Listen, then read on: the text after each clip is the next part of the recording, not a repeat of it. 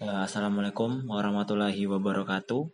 Perkenalkan, nama saya Muhammad Aldi Saputra, NIM 18.000.18.021. Pada kesempatan kali ini, saya akan melakukan presentasi untuk mata kuliah APPL. Pada kesempatan kali ini tuh kita akan masuk ke ujian kompetensi 2, membahas tentang presentasi untuk pertemuan ke-8 sampai dengan ke-12 gitu ya.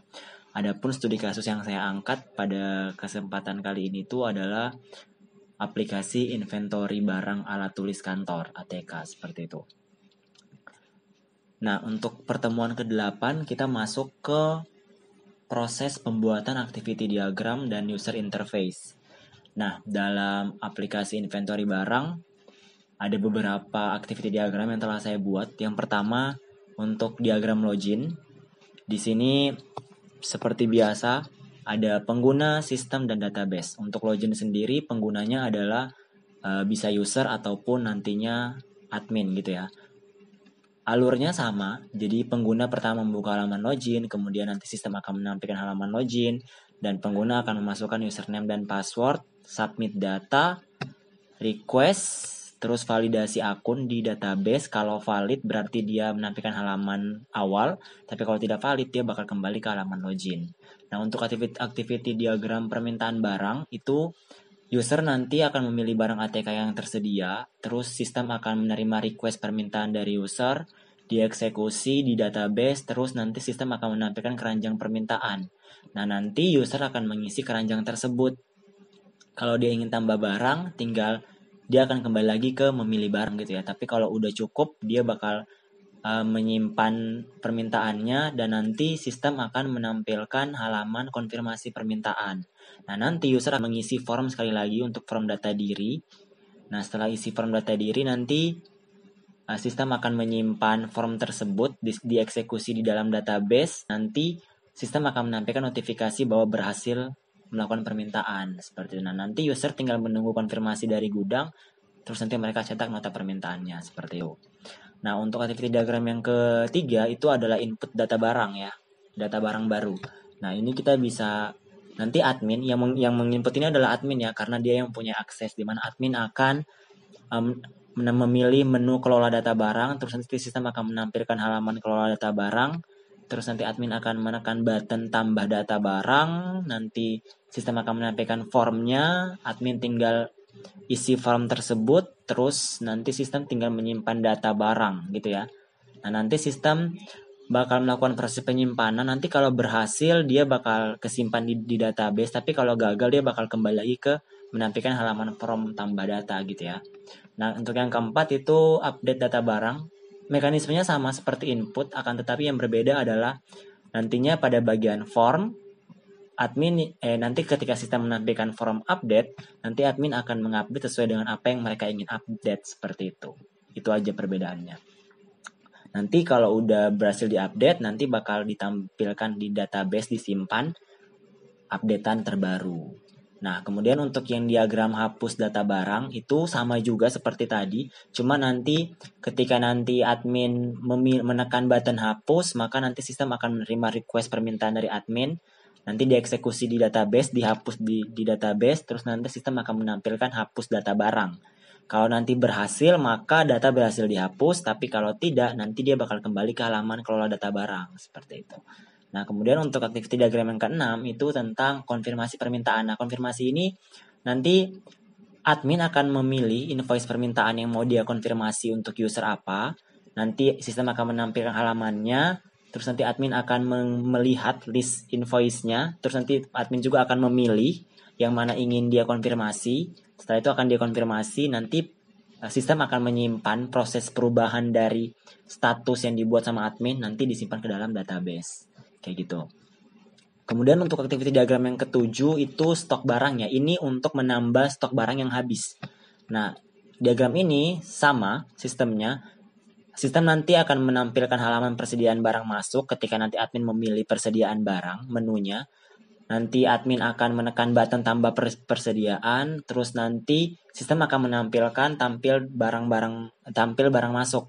Nah, nanti admin tinggal mengisi form tambah persediaan. Nanti disimpan, kalau berhasil bakal kesimpan ke database-nya. Nah, kemudian untuk activity diagram laporan barang yang ke-8 ini untuk kabak perlengkapan selaku bos untuk bisa melihat pelaporan per bulan seperti itu ya, pelaporan barang masuk ataupun barang keluar. Nanti kabak akan memilih menu laporan, terus nanti dia akan memilih jenis laporannya apa, mau barang masuk atau barang keluar. Nanti sistem akan menerima request tersebut dan akan menampilkan form laporan yang akan dipilih sama kabak. Jadi kalau dia pilih keluar, berarti dia akan menampilkan laporan barang keluar formnya seperti itu. Nah, nanti kabak akan memasukkan tanggal range laporan yang dipilih, mau dari tanggal berapa sampai tanggal berapa. Terus nanti akan ditekan tombol cetak laporan, nanti sistem akan memproses. Ketika berhasil, dia akan mengeksekusi laporan, diambil dari dalam database datanya, terus akan diekspor oleh sistem dalam bentuk PDF, dan kabak bisa melihat laporan tersebut. Gitu ya. Nah, ini adalah user interface dari hasil implementasi kita dari activity diagram sebelumnya. Ini adalah tampilan halaman login, seperti di gambar halaman login ini. Kemudian ada halaman lihat permintaan barang. Di sini ada list barang-barang nantinya yang tersedia di gudang.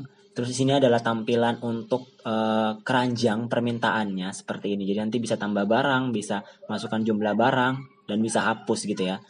Nah, terus ini adalah halaman data barang untuk admin, di mana admin bisa menambah barang, menghapus, edit, gitu ya. Seperti itu. Nah, kemudian ini adalah halaman konfirmasi permintaan, di mana di sini admin akan melihat konfirmasi permintaan dari user. Nanti kalau ingin dikonfirmasi, tinggal dilakukan edit status, gitu ya. Nanti bakal tampil ini halaman detail konfirmasi permintaan. Nah, seperti itu. Ini nanti tinggal dikonfirmasi, diklik buttonnya kalau memang benar-benar di ACC barang yang diminta. Kemudian ini juga ada halaman stok barang kosong. Ini berisi admin yang akan menginputkan data barang kosong yang mana. Nanti tinggal dipilih seperti itu. Dan ini adalah halaman laporan barang ya. Jadi ada range tanggal awal dan tanggal akhir, terus dicetak nanti akan muncul PDF laporan gitu. Ini untuk halaman kabak. Nah, kita masuk ke pertemuan tugas ke-9 yaitu kelas diagram. Di sini kita akan mengidentifikasi atau membangun sebuah kelas diagram ya. Dimana di sini untuk aplikasi inventory barang ATK sendiri kita nanti akan terdapat 9 kelas di dalamnya. Di antaranya itu adalah kelas user dengan metode dengan atributnya itu ada ID user, nama, username, password, role access, ID unit. Terus nanti metodenya itu ada input data, edit profil, sama login system. Nah, nanti ini bakal nanti terus juga ada relasi, bukan relasi ya, ada kelas unit, sama isinya ada ID unit dan nama unitnya. Terus metodenya ada tampil data, input, update, delete. Sama juga permintaan barang, ada kelas permintaan barang. Ini ada ID permintaan, ID user, tanggal, dan sebagainya. Ini adalah bentuk keseluruhan dari identifikasi yang kita bangun untuk kelas diagram ya. Jadi ada user, unit, permintaan barang, detail permintaan barang, jenis barang, satuan barang, persediaan barang, dan supplier. Kayak gitu. Nah, kemudian masuk ke relasi antar kelas diagram. Tadi kan kita membangun ya kelasnya, sekarang kita menjelaskan relasinya gitu ya. Tadi seperti user dan unit, kelas ini ada relasinya ya.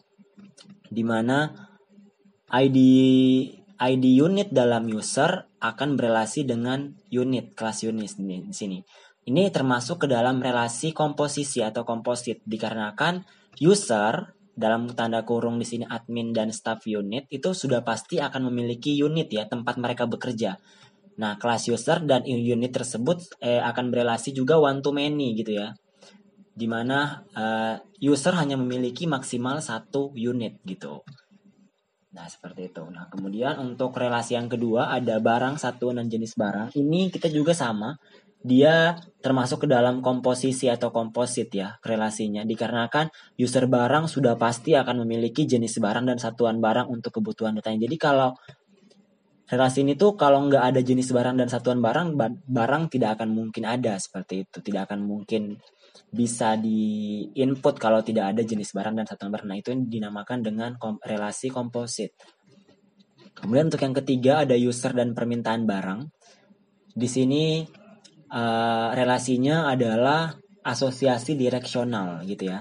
di mana user akan melakukan permintaan barang dan mengisi data permintaan barang, namun kelas permintaan barangnya berlaku pasif, tetapi tidak secara bergantian melakukan data ke user. Jadi user akan melakukan permintaan barang ya, tapi kan permintaan barang dia bersifat pasif ya, jadi tidak saling membalas gitu. Permintaan barang tidak membutuhkan user untuk harus memesan, harus meminta barang gitu ya. Karena kan kadang user masuk ke sistem hanya melihat-lihat, tidak perlu meminta barang gitu ya. Jadinya tidak ada replay gitu. Jadi makanya di sini dikatakan permintaan barang bersifat pasif, di mana dia tidak untuk bersifat saling memberikan informasi seperti itu. Jadi permintaan barang bisa berdiri sendiri kayak gitu ya istilahnya. Nah, kemudian ada relasi yang keempat itu permintaan barang dan detail permintaan. Nah, di sini itu dia relasinya adalah asosiasi bidireksional gitu ya, di mana asosiasi ini terjadi ketika salah satu kelas mengirimkan pesan kepada kelas yang lain. Kemudian kelas yang lain akan mengirimkan pesan kepada kelas yang mengirimkan pesan. Jadi ini ada hubungan timbal balik. Kalau tadi sebelumnya kan tidak ada hubungan timbal balik ya. Cukup user meminta barang, tapi permintaan barang ya dia tanpa, jadi user tidak harus meminta barang gitu ya. Jadi makanya tidak ada hubungan timbal balik seperti itu. Nah, kalau di sini dia ada hubungan timbal balik, karena kan kalau dia udah minta barang otomatis kan barangnya harus ada ya, seperti itu. Nah, makanya ada detail permintaan ini didapatkan dari relasi many to many ya, makanya jadinya detail permintaan ini jadi tabel baru. Kayak gitu. Nah, terus ini yang kelima, barang persediaan barang dan supplier. Nah, ini tabel ini tuh dia di mana persediaan barang termasuk relasi barang dan persediaan barang itu termasuk ke dalam asosiasi bidirectional association, di mana asosiasi ini terjadi ketika salah satu kelas mengirimkan pesan kepada kelas yang lain, kemudian kelas yang lain mengirimkan pesan kembali kepada pengirim. Nah, untuk kelas persediaan barang dan supplier itu dia termasuk ke dalam relasi agregasi, di mana dapat diartikan bahwa suatu kelas merupakan bagian dari kelas yang lain namun bersifat tidak wajib. Jadi persediaan barang dia persediaan barang kan tidak harus ke supplier ya. Kadang dia juga bisa beli eceran kayak gitu, beli di tempat lain, tidak harus ke supplier. Makanya dia tidak bersifat wajib seperti itu. Nah, ini adalah bentuk relasi keseluruhan setelah dilakukan relasi, jadi bentuk diagram kelas yang seutuhnya karena sudah ada relasinya. Ya seperti biasa alur dimulai dari user yang memanggil fungsi method login system, nanti dia login, terus nanti dia akan meminta barang, kemudian nanti setelah dia meminta barang nanti akan menghasilkan kelas baru yaitu kelas detail permintaan, karena ada many to many ya, makanya jadinya detail permintaan di sini adalah isinya ada jumlah barang yang diminta dan sebagainya. Nanti setelah berhasil meminta barang, user akan menunggu sampai dengan nantinya gudang akan meng-ACC atau mengkonfirmasi. Nah, setelah itu nantinya akan berlanjut. Nanti user akan dapat menerima nota permintaan ketika gudang telah meng-ACC permintaannya. Nah, terus juga ada alur di mana kalau nanti barang kosong, sistem akan di mana admin akan menampilkan dan menginputkan persediaan barang yang kosong tersebut. Jadi biar dia terisi lagi stoknya, kayak gitu. Nah, ini untuk tugas ke-11 itu ada pembuatan sequence diagram. Nah, pembuatan sequence diagram ini saya telah membuat untuk diagram login system, di mana alurnya adalah sistem akan menampilkan form login, selanjutnya aktor mengisi username dan passwordnya, gitu ya. Nah, nanti datanya akan dikirim ke control login dan akan dilakukan pengecekan pada data user. Ketika pengecekannya valid, maka nanti dia akan langsung menampilkan menu utama gitu ya. Tapi kalau nanti tidak valid, dia akan menampilkan notifikasi username dan password salah ke user. Ini ya, pesan username dan password salah. Tapi kalau dia valid, dia akan menampilkan menu utama gitu ya.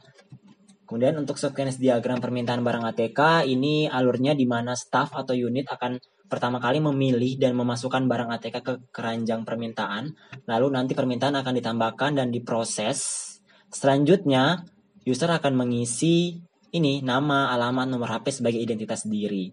Nanti penambahannya akan disimpan ke dalam data permintaan dalam database. Nanti kalau berhasil bakalan ditampilkan notifikasi bahwa permintaan barang telah berhasil dilakukan, seperti itu. Nah, ini untuk sequence diagram yang ketiga itu adalah konfirmasi permintaan barang ATK, di mana alurnya adalah admin pertama kali akan memilih data permintaan barang dari user yang ingin dikonfirmasi gitu ya. Setelah itu dia akan melakukan update status permintaan barang menjadi konfirmasi. Nah, nanti kontrol permintaan akan mengambil ID permintaan user yang terkait dan data akan diupdate ke data permintaan dan admin akan menerima pesan berhasil ketika update-nya berhasil dilakukan oleh si admin atau berhasil diubah kayak gitu. Nah, kemudian sequence diagram untuk pasok barang ATK, barang masuk. Nah, ini tuh alurnya, jadi nanti admin pertama kali akan menginputkan data barang masuk. Data barang masuk itu data barang yang masuk dari supplier ya. Jadinya ini dilakukan karena barang kosong gitu ya. Makanya dimasukkanlah barang untuk menambah stoknya. Nah, nanti dia seperti input pada biasanya. Nanti data barang pasok ditambahkan. Terus nanti akan disimpan ke dalam data barang masuk di dalam database-nya. Kalau berhasil nanti bakal ditampilkan pesan notifikasi bahwa pesan bahwa barang berhasil ditambah ya stoknya kayak gitu. Nah, untuk perhitungan estimasi biaya ini masuk ke pertemuan ke-12. Setelah kita berhasil membuat seluruh grafik dan kerja proyeknya di sebelum pertemuan-pertemuan sebelumnya, sekarang kita tiba masanya untuk menghitung nih biaya berapa sih biaya estimasi dari pengembangan aplikasi yang kita buat gitu ya. Nah, untuk di sini kita akan menggunakan aplikasi yang dibagikan ini template format dalam bentuk Excel. Nah, di sini udah ada perhitungan otomatisnya di mana pada tab pertama itu ada tab aktor di mana di sini kita akan memasukkan aktor apa saja yang ada dalam sistem kita. Nah, dalam aplikasi kita ini akan ada 3 aktor ya, yaitu admin, user, dan kabak. Dan semuanya itu termasuk dalam kategori kompleks karena semua aktor berinteraksi dengan GUI-nya langsung. Makanya di sini kita memberikan angka 3 ya, karena ada 3 aktor, yaitu admin, user, dan kabak, seperti itu. Masuk ke tab use case yang kedua, itu dia adalah, di sini kita akan mengisikan total use case yang ada dalam use case diagram. Nah, dalam use case saya itu ada 14 use case, dan 6 diantaranya itu termasuk ke dalam simple karena hanya memiliki 1-3 transaksi saja. Itu diantaranya adalah login, konfirmasi user, riwayat pemesanan, lihat laporan, grafik penjualan, dan edit profil. Nah, itu kita masukin angka 6 di sini. Kemudian untuk average-nya itu ada 2 ya. Itu adalah konfirmasi invoice permintaan dan isi stok persediaan barang kosong. Jadi itu yang transaksinya ada kisaran 4-7. Nah, untuk yang kompleks saya juga ada 6 sisanya. Itu adalah kelola data barang, data supplier, data user, unit, satuan dan jenis barang, dan kelola keranjang permintaan. Itu memiliki lebih dari 7 transaksi karena di dalamnya ada proses input, tambah, input, delete, dan edit. Seperti itu, makanya dia ada lebih dari 7 transaksi. Sehingga kalau ditotalkan akan menjadikan hasilnya adalah 140, seperti itu.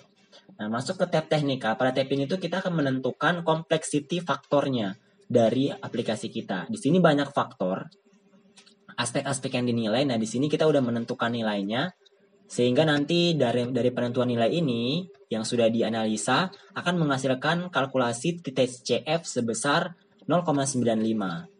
Seperti itu. Nah, untuk ke tab selanjutnya itu adalah tab environmental. Di sini adalah tab untuk menentukan environment faktor dengan mengisi related magnitude dari 0 sampai 5 gitu ya. Di sini adalah kita menentukan lebih ke arah penilaian dari pengembangannya ya. Seperti apa? Penilaian tim juga seperti itu. Sehingga dari tabel ini tuh setelah kita lakukan analisis untuk aplikasi inventory barang ATK dihasilkan hasil EF sebesar 0,875. Nah, di sini adalah tab final kalkulasinya. Dari perhitungan semua tab tadi kita sudah mendapatkan TCF 0,95, EF 0,875, UUCP-nya 140 dan AW-nya 9, maka dilakukan perhitungan sehingga mendapatkan use case point sebesar 123,9 UCP ya. Nah, di sini untuk horse of effort-nya kita berikan 10. Nah, sehingga didapatkan hasil adalah 1,239 man per hours untuk total dari hours of effort-nya. Seperti itu. Jadi dari sini kita bisa melihat juga estimasi dari waktu dan juga harga gitu ya. Nah dari sini kita sudah masuk ke tab final kalkulasinya dan ini adalah hasilnya sesuai dengan gambar ini gitu ya. Nah mungkin sekian aja dari saya. Lebih dan kurangnya saya mohon maaf. Terima kasih banyak.